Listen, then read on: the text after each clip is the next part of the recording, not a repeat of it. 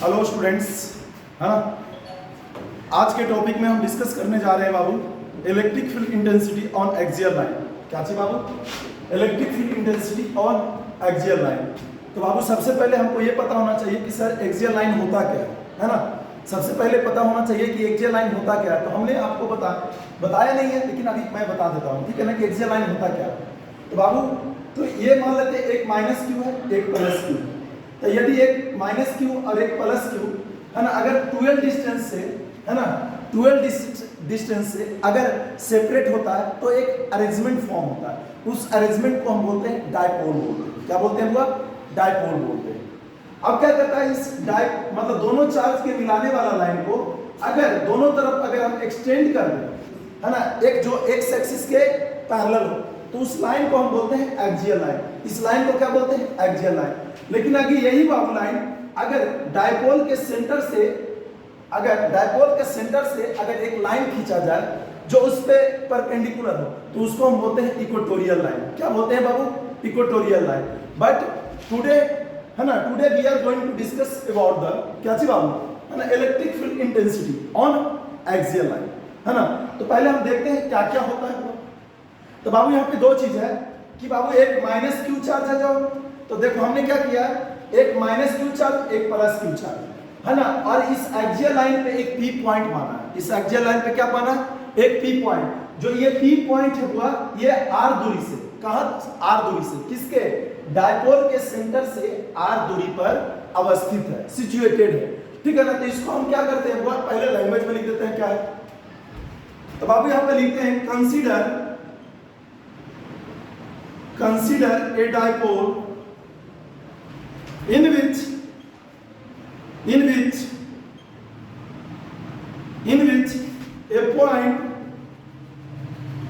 a point P is taken on axial line which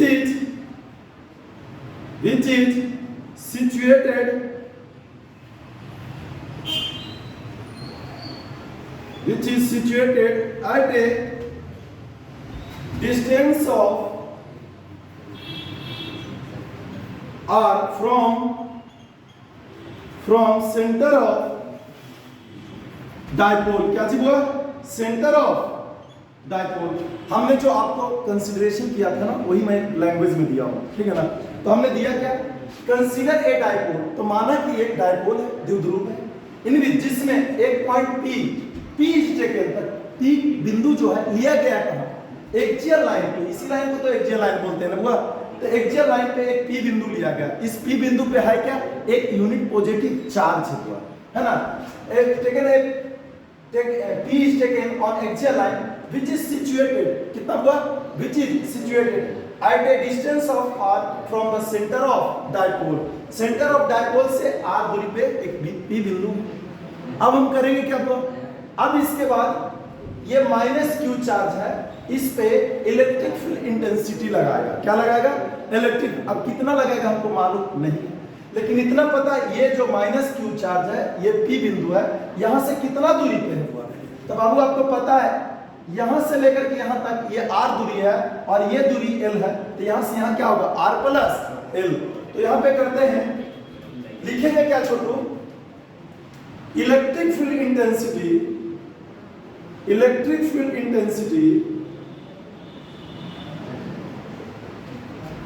point P due to minus Q charge. तो बाबू क्या लिखिएगा? E बराबर, तो E यहां क्या लिखिए? प्लस लिखिए कि माइनस लिखिए? हमको पता, तो आपको ही पता होगा माइनस क्यू चार्ज है। तो बाबू हम यहां पे लगा देते हैं हुआ E माइनस। E माइनस बराबर क्या लिखिएगा? के क्यू बटा आर स्क्वायर, क्योंकि इलेक्ट्रिक फील्ड इंटेंसिटी बराबर होता है किसी, है ना, किसी सोर्स चार्ज के कारण किसी पॉइंट पे अगर इलेक्ट्रिक फील्ड इंटेंसिटी निकालते हैं तो होता है वो क्या चीज? के क्यू बटा आर स्क्वायर। तो यहां क्या कीजिएगा? के, है ना, के क्या होता है? Coulomb constant. इस चार्ज के कारण तो ये हुआ क्या लिखिएगा? क्यू बटा आर स्क्वायर। इस इस चार्ज सोर्स चार्ज से इस पॉइंट चार्ज के बीच की दूरी कितना है? वो r प्लस एल। यहाँ लिखिएगा r प्लस एल का होल स्क्वायर। इसको इक्वेशन क्या लिखिएगा बाबू? 1 लिखिएगा। क्या लिखिएगा छोटू? 1। ठीक है ना। अब इसके बाद क्या करिएगा? अब इसके बाद क्या कीजिएगा? अब इस ये भी चार्ज तो इस पे फोर्स लगाएगा, मतलब इलेक्ट्रिक फील्ड इंटेंसिटी ये भी तो लगाएगा। अब कितना लगाएगा हमको पता नहीं है, ठीक है ना। तो उसको भी निकालेंगे। तो उससे निकालने से पहले हम क्या करते हैं? हल्ला कर रहे हैं बाबू। अब देखो E माइनस, तो E माइनस बराबर क्या लिखोगे? के क्यू बटा आर स्क्वायर प्लस एल। इसका डायरेक्शन किधर होगा? तो डायरेक्शन माइनस क्यू चार्ज है, यहाँ पे प्लस क्यू चार्ज है, तो इसको क्या करेगा छोटू? अट्रैक्ट करेगा। यहाँ लिखोगे क्या? E minus. अब वो क्या करोगे? प्लस के कारण निकालोगे। तो पहले यहां तक पूरा छाप लीजिए, पहले उसके बाद आगे बताते हैं। छाप लिए? इसको हटा रहे हैं। गप करने ना, गप करते रहता है दिन भर। हाँ,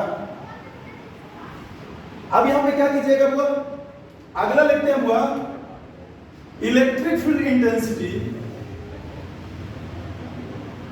electric field intensity, electric field intensity at point P due to किसके कारण हुआ? अब किसके कारण हुआ? Plus Q charge due to Q charge. तो यहां पे क्या लिखिएगा? फॉर्मूला तो हुआ क्या होगा? के क्यू बटा आर स्क्वायर का ही लगाएंगे, लेकिन यहाँ पे क्या हो जाएगा? यहां से लेकर के यहां तक r है और ये दूरी l है, तो क्या कीजिएगा? r माइनस एल का स्क्वायर। तो यहां लिखिएगा E प्लस के क्यू बटा r माइनस एल का होल स्क्वायर। इसको समीकरण क्या मानिएगा? 2। अब वह ये भी पॉजिटिव है, ये भी पॉजिटिव, इसको क्या करेगा? रिपेल करेगा। तो यहाँ क्या कीजिएगा? E plus. लेकिन हमको निकालना क्या था छोटू? हमको निकालना था भाई इस P पॉइंट पे नेट इलेक्ट्रिक फील्ड इंटेंसिटी कितना लगेगा, हमको वो निकालना है। तो निकालेंगे कैसे? तो हमको पता है हुआ इलेक्ट्रिक फील्ड इंटेंसिटी एक वेक्टर क्वांटिटी है, तो क्या करेंगे? इसको वेक्टरली जोड़ेंगे। तो एक वो लग रहा है 50 न्यूटन, इधर लग रहा है 100 न्यूटन, तो बाबू हम क्या करेंगे? नेट मेरे पे कितना लग रहा है? तो 100 माइनस 50 करोगे तभी तो नेट लगे। तो हम देखेंगे कि E माइनस वाला ज्यादा है कि प्लस वाला ज्यादा है। तो ज्यादा में से हम क्या करेंगे? हमको हटा देंगे, ठीक है ना। अब यहाँ पे दोनों छाप लिए जी, छाप लीजिए, ठीक है। हम हटा रहे हैं। तो अब एक चीज ध्यान दीजिएगा, देखिए एक के क्यू बटा, दीपक इधर ध्यान दो, के क्यू बटा एक आर माइनस एल स्क्वायर और एक के क्यू बटा आर प्लस एल स्क्वायर, दोनों में बड़ा कौन है? तो बाबू आप कहिएगा कि सर दोनों में बड़ा के क्यू बटा आर माइनस एल स्क्वायर है। तो कहेंगे कि सर कैसे? तब वह एक है 5 बटा 4 माइनस से, एक है 5 बटा 4 प्लस से, तो वह क्या माइनस वाला ज्यादा बड़ा ना होगा हुआ। तो यहाँ पे क्या करेंगे? E प्लस में से घटाएंगे इसको हुआ E माइनस को। तो यहाँ पे लिखते हैं हुआ नेट, क्या लिखोगे हुआ? क्या चीज छोटू?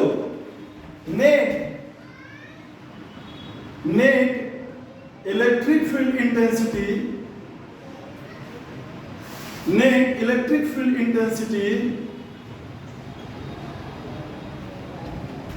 एट पॉइंट P,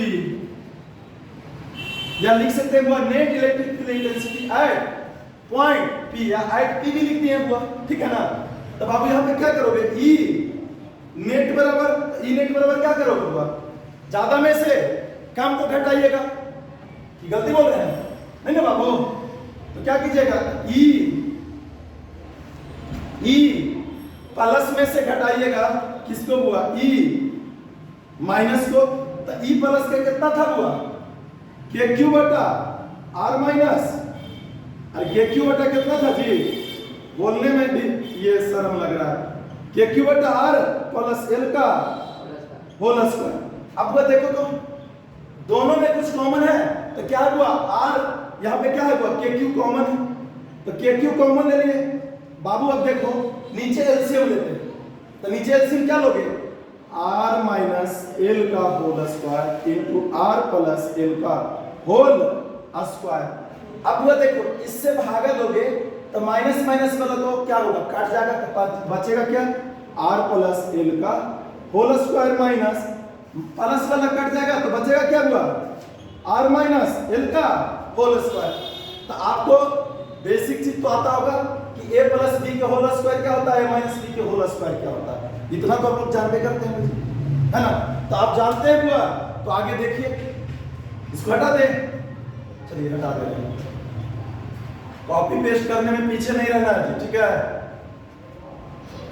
अब वह देखिए इसके ऊपर लिखे यहां दिख रहा है, चलिए यहीं पे कर देते हैं के क्यू। अब इसको ए प्लस बी का होल स्क्वायर तोड़िए तो क्या होगा, R square plus L square plus 2rl minus क्या कीजिएगा, यहाँ पे ए माइनस बी का होल स्क्वायर तो क्या कीजिएगा, R square minus L square plus 2rl plus, क्योंकि माइनस यहाँ पे मल्टीप्लाई करोगे तो यहाँ प्लस आ जाएगा ना जी, बटा यहाँ आर स्क्वायर माइनस एल का होल स्क्वायर, यहाँ आर प्लस एल का होल स्क्वायर, तो यहाँ क्या लिखोगे, R square minus L square के होल स्क्वायर।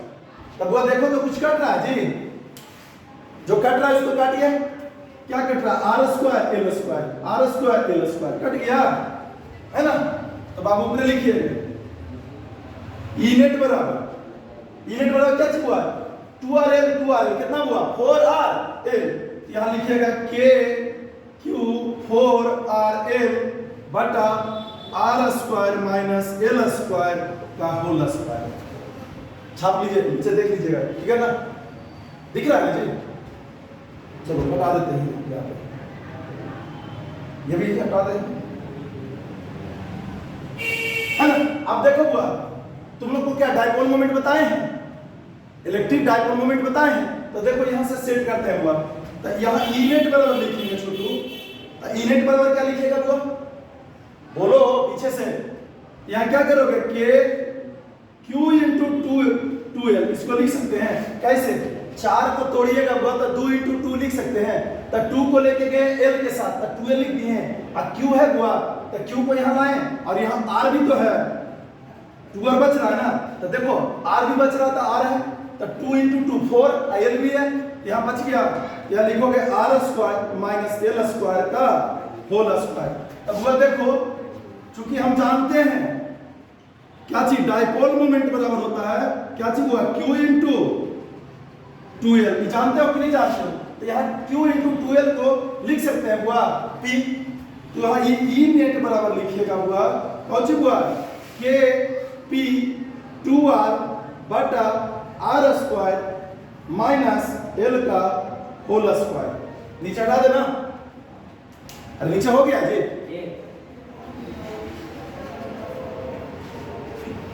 तब बाबू देखो अब यहाँ पे ई नेट बराबर, इसको अरेंज कर देते हैं, ई नेट बराबर 2kpr बटा R square minus L square, है ना, का होल स्क्वायर। यही तुम्हारा क्या हुआ, फाइनल डेरिवेशन है। इसी में हुआ, तुमको अगर इसी में स्पेशल केस लेके चलेंगे ना, तो इसी में बोल सकते हैं कि हुआ डाइपोल मोमेंट, जब डाइपोल हुआ, इलेक्ट्रिक डाइपोल है, जो हुआ छोटा होगा तो क्या होगा, तो वहां पे लिखते हैं हुआ R much greater than L होगा, ठीक है ना। अगर वही हुआ फिर क्या लिखेंगे कि इलेक्ट्रिक डाइपोल मोमेंट और नेट इलेक्ट्रिक फील्ड इंटेंसिटी के बीच में कितना एंगल बनेगा, ये सब चीज बता दो, ठीक है ना। तो आज तक इतना ही रहने देते हैं हुआ, है ना। बाकी का जो टॉपिक जो इसमें है हुआ इक्वेटोरियल लाइन, वो कल देखेंगे, ठीक है ना। बार बार बोल रहे हैं हुआ, यदि आप लोग को अच्छा लगता है, ठीक है ना, तो लाइक कीजिएगा और सब्सक्राइब कीजिएगा और दोस्तों को भी बताइएगा, ठीक है ना, कि सर ऑनलाइन क्लास शुरू किए हैं, ठीक है। और दोस्तों को जितना से जितना ज़्यादा हो सके वो इसको शेयर कीजिए, है ना, और ये चैनल को सपोर्ट कीजिए, ठीक है ना। Thank you Babu.